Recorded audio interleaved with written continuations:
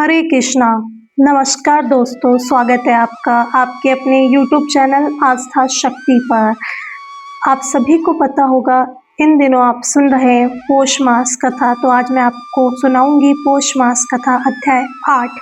प्रत्येक दिन प्रातःकाल में आने वाली सूर्य की पहली किरण न सिर्फ हमारे जीवन में और दिन में उजाला करती है, अपितु एक आशा और आस्था भी लेकर आती है, कृतज्ञता का सवेरा लेकर आती है कि आज हम फिर एक बार एक नया दिन शुरू करने जा रहे हैं। कृतज्ञता इसलिए कि ईश्वर ने हमें अखूट संपत्ति दी है।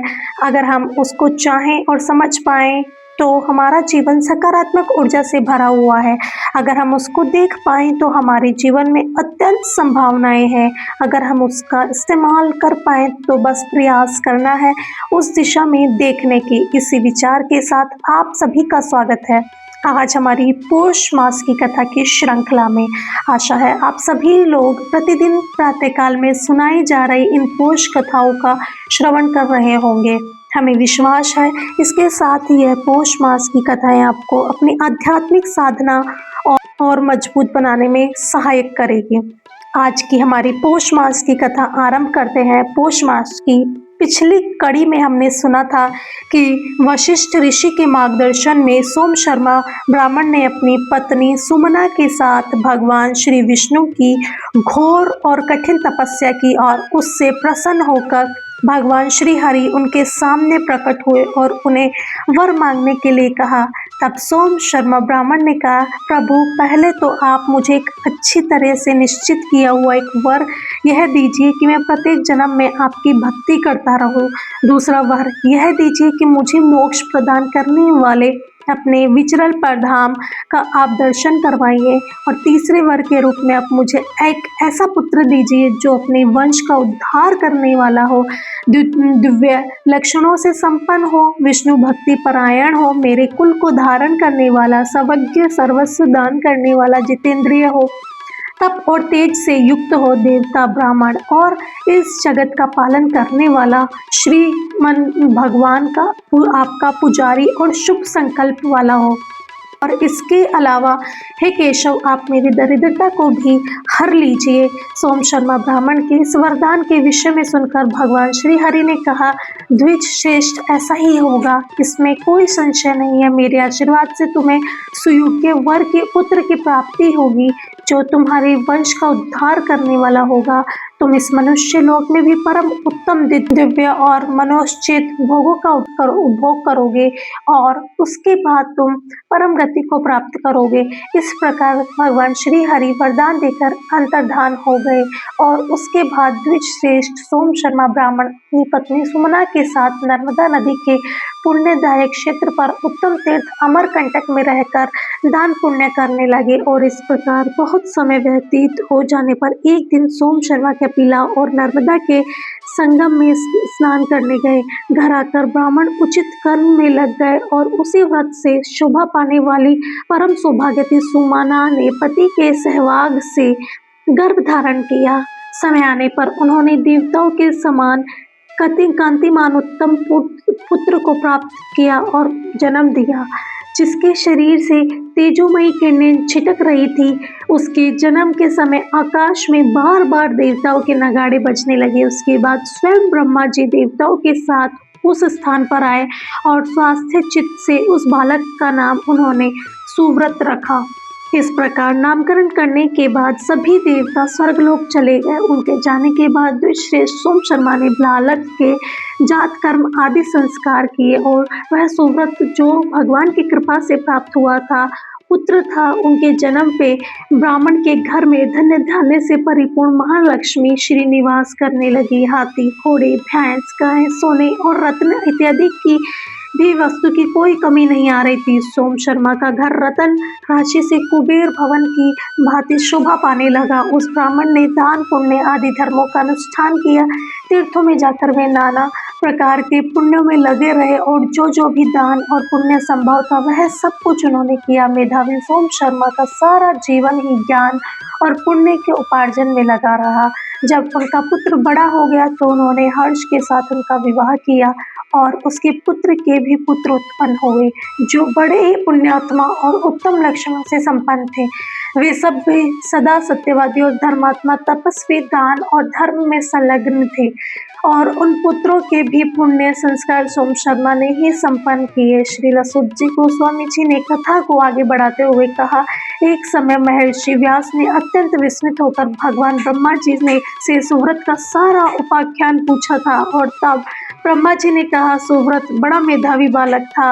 वह बाल्यकाल से ही भगवान विष्णु का चिंतन करता। उसने गर्भ में ही पुरुषोत्तम भगवान श्री नारायण का दर्शन किया था। पूर्व कर्मों के प्रभाव से वो सदा भगवान के ध्यान में लगा रहता था। वो गायन, विद्याभ्यास और अध्यापन करते समय भी शंख चक्रधारी उत्तम पुण्यदायी भगवान पंडनाथ का ध्यान और चिंतन करता, और इसी प्रकार वो अन्य बच्चों के साथ भी खेलता। वह मेधावी था, पुण्यात्मा और पुण्य में प्रेम रखने वाला था। उसने अपने साथी बालकों का नाम अपने ओर से परमात्मा श्री हरि के नाम पर रख दिए थे। वह महामुनि था और भगवान के से ही अपने नामों अपने मित्रों को बुलाया करता था।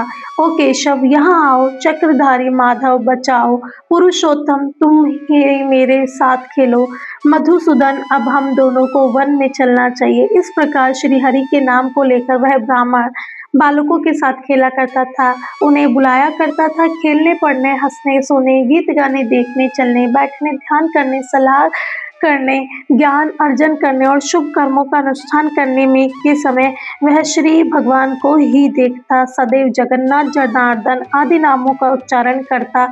तर्ण, काष्ठ, पत्थर, सूखे और गीले सभी पदार्थों में वह धर्मात्मा बालक श्री केशव को ही देखता। सुमना का पुत्र ब्राह्मण सुव्रत बड़ा ही बुद्धिमान था। वह आकाश में, पृथ्वी पर, पर्वतों में, वनों में, जल, थल और पाषाण में, संपूर्ण जीवों के अंदर भी भगवान नरसिंह देव का दर्शन किया करता था। इस प्रकार बालकों के साथ खेलने में सम्मिलित होकर वह प्रतिदिन खेलता और मधुर अक्षर और उत्तम राग से युक्त गीतों द्वारा श्री कृष्ण का गुणगान किया करता।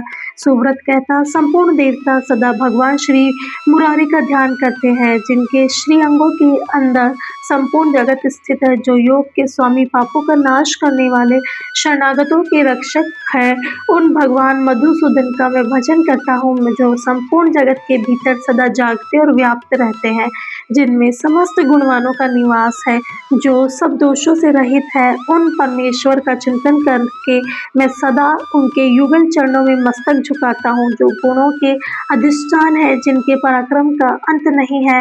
वेदांत ज्ञान से विशुद्ध बुद्धि वाले पुरुष, जिनका सदा स्तवन किया करते हैं, उन सर्व रूप भगवान श्री नारायण की मैं शरण ग्रहण करता हूँ, जो योगेश्वरों के हृदय में निवास करते हैं, जिनका शुद्ध और पूर्ण प्रभाव सदा ही और सर्वत्र विख्यात है। हे देव, मैं दीन हूँ, आप अशुभ के भय से मेरी रक्षा कीजिए। संसार का पालन करने के लिए जिन्होंने धर्म को अंगीकार किया है, जो सत्य से युक्त संपूर्ण लोगों के गुरु, देवताओं के स्वामी, लक्ष्मी जी के एकमात्र निवास स्थान, सर्वस्वरूप और संपूर्ण विश्व के आराध्य हैं, उन भगवान के सुयश का मैं सुमधुर रस से युक्त संगीत और ताल लय के साथ गान करता हूँ। इस प्रकार सुमना का पुत्र सुव्रत दोनों हाथों से थाली बजाकर ताल देते हुए श्री कृष्ण के सुयश का ज्ञान करता और बालकों के साथ सदा प्रसन्न रहता, बाल स्वभाव के अनुसार खेलता और भगवान विष्णु के ध्यान में लगा रहता।